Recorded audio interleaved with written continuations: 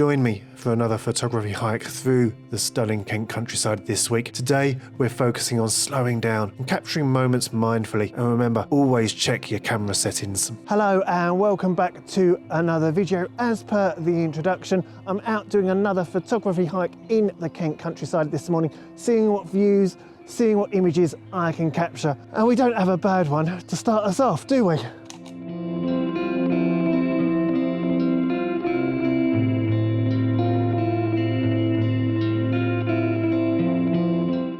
And my hike starts here at Thurnham Castle, which you can see in the background just over my shoulder. And when you think of castles here in England, you think of grand, imposing structures. Bodiam Castle, Warwick Castle, the Tower of London. There's so many castles out here in England that are still standing. Beautiful structures, beautiful points of interest, beautiful subjects to be able to shoot as a photographer. This one though, it's a little bit of a ruin. There's not much left of it, but does that make it a little bit more romantic? Give it a little bit more character? So it's just a couple of stone walls left remaining. This is one of those castles where you really wouldn't want to attack it. The views we've got over to your left, my right, they're just stunning, rolling hillsides. We're on this ridge line.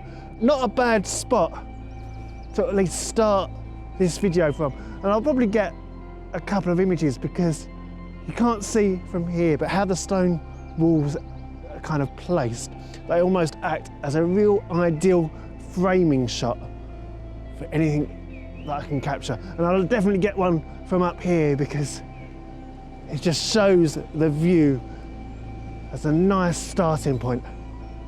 But we've got 6 miles to walk and we're only just at the beginning, so I best stop talking and get on with it.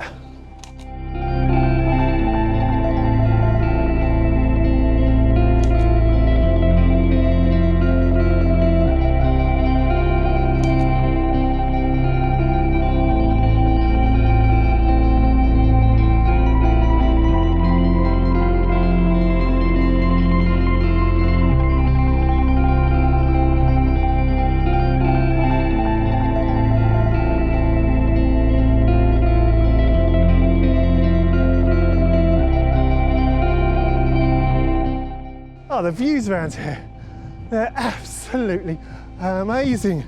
Oh, it's windy as well though today, really is.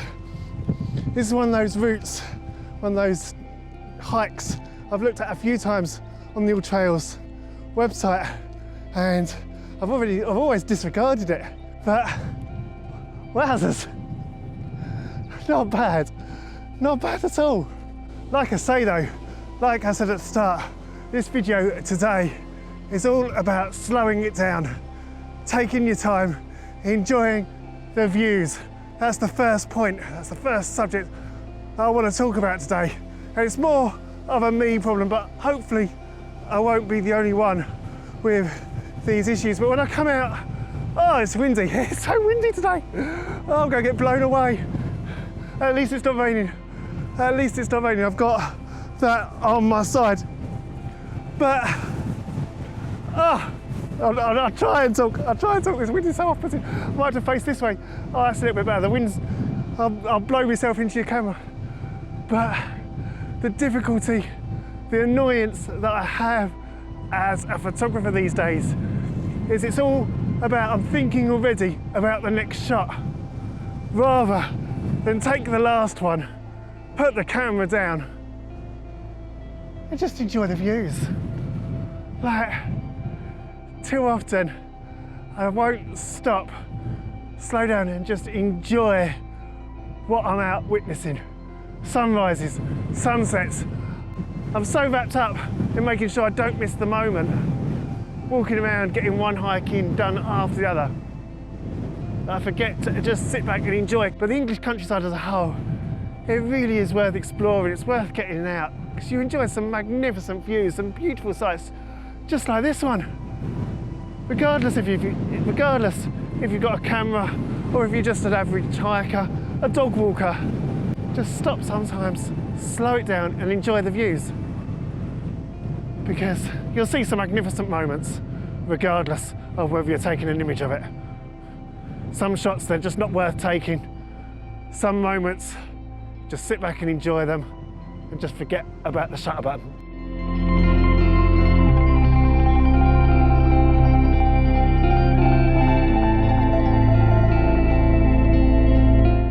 Bluebells, the first sight I've had of them this spring, the highlight of my spring as a photographer.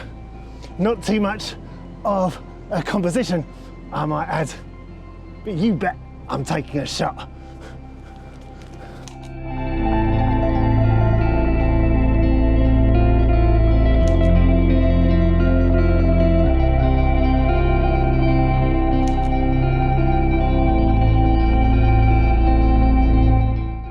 I think this is as good a place as any to have a sit down, have a rest, have a drink, and just, like I said a little while ago, just enjoy these views.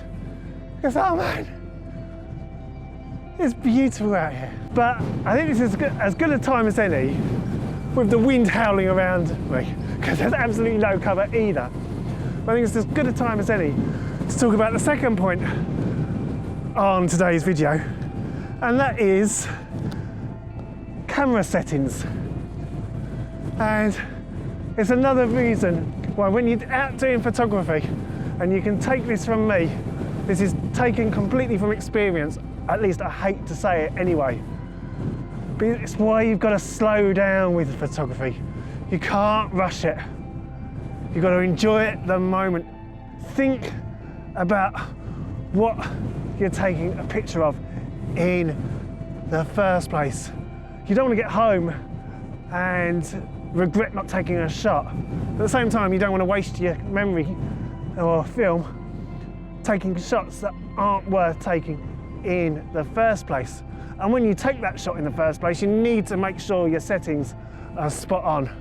And unfortunately, I can already count twice when that's not happened in my case, and I thought it'd be a great chance to talk about that and talk about how you've got to just slow down, take your time and think about what's on the back of the camera and how everything's set up before you hit that all-important button. You see, the first example, I didn't even know it, I didn't even realise when I was out on location, but it was back when I was at Capstone Park. I think I was talking about the video when I was talking about how I focus, and I used the manual focus, I used that part of the lens, and I got home and I realised that I've been shooting on my tripod with an ISO of 2000. Why? Why do I need to be at ISO 2000 when I'm on a tripod? There's all this talk about, oh, ISO doesn't matter, especially with full frame. It doesn't matter if you kind of shoot at ISO 2000, especially handheld. But when you're on a tripod, you might as well shoot at ISO 100. Unless, of course, there's, for whatever reason, you want to shoot at long exposure, you just want to bring the shutter speed down a little bit by letting in a bit more light, in which case you'll raise the ISO. But yeah, I looked at it and go, why have I shot at 2000? And I know exactly why I've shot at ISO 2000. It's because I've rushed around, I've focused too much on getting the camera set up on the tripod, and I've focused too much on taking the shot itself, and I've not focused on what's on the back of the camera. And it's just ridiculous. Like, there was nothing wrong with it at the end of the day. It was an okay shot. It wasn't my best work. It wasn't a problem. But it's still, just slow down, think about what you're doing. Second example, a couple of weeks ago when I was taking my month off from doing any filming, I went out with the camera one day, back to Teston Bridge actually. And I had a great time out shooting. I was shooting loads. I went home with loads of images. And I got them back home on the computer. And I'm going through them in Lightroom, doing a few edits. And each time I'm thinking, I don't like any of these edits, what's going on? And I just couldn't work it out for an age. And a couple of days beforehand, before I'd gone out, I'd been playing around with some of the settings. I think there's a HDR mode that I can set in this camera.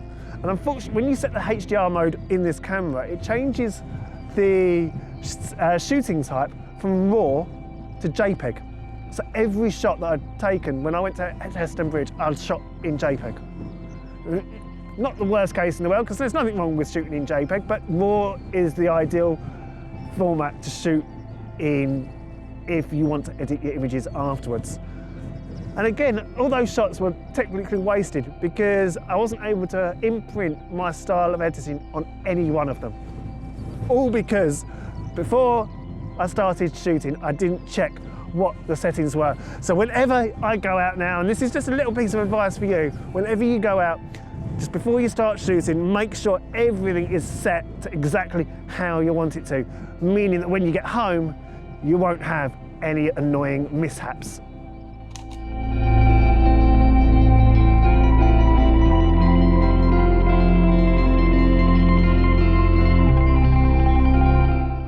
In terms of views, this one is not being beaten.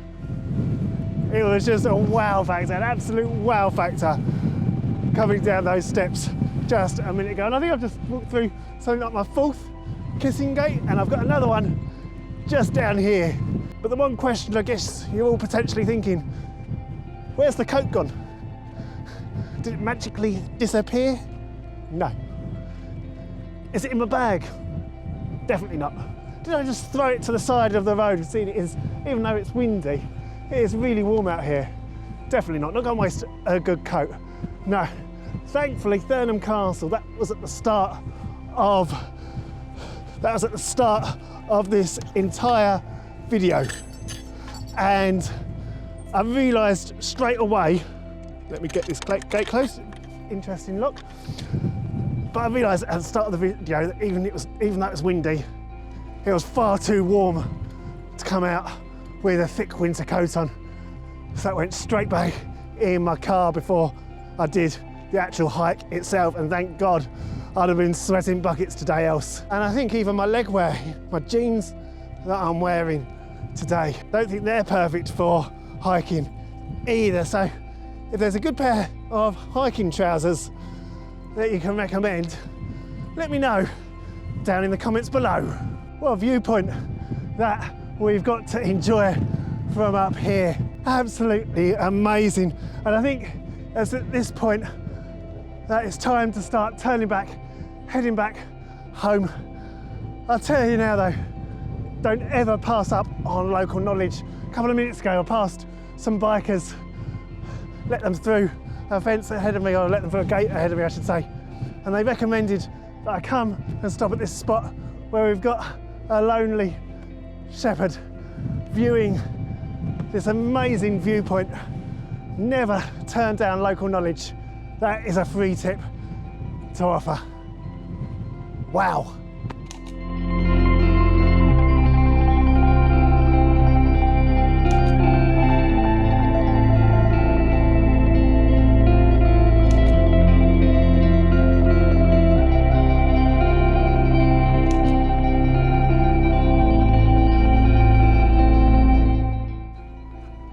And so we're coming to the end of this hike at long last. Just walking past my car at the moment. This has been long, or it's felt long, but I promised I'd end the video in one particular spot. That's what I'm going to do. Gonna walk through this little gate. That'll close behind me. This has been great. I've got out to enjoy some amazing new views. I got to explore some of the countryside that I didn't even know existed. And it's been great as always, taking you along for what has been a 6-mile hike, ride, whatever you want to call it. Just gonna get to the top of this steep hill right about now. That almost just finished me off. That really did. But as you can see, I've come back. I'm ending the hike exactly where I started it, where I said I'd finish it from. I hope you've enjoyed this video. If you have done, maybe consider giving it a thumbs up. Let me know your thoughts down in the comments below if you like these sort of videos. And if you're really interested, if you want to help me out with the algorithm, consider hitting that subscribe button. But of course, it's absolutely okay, absolutely fine if you don't want to. But for now, you take care. I'll see you on the next one. It is bye from Thurnham Castle, and it's bye from me. See you next time.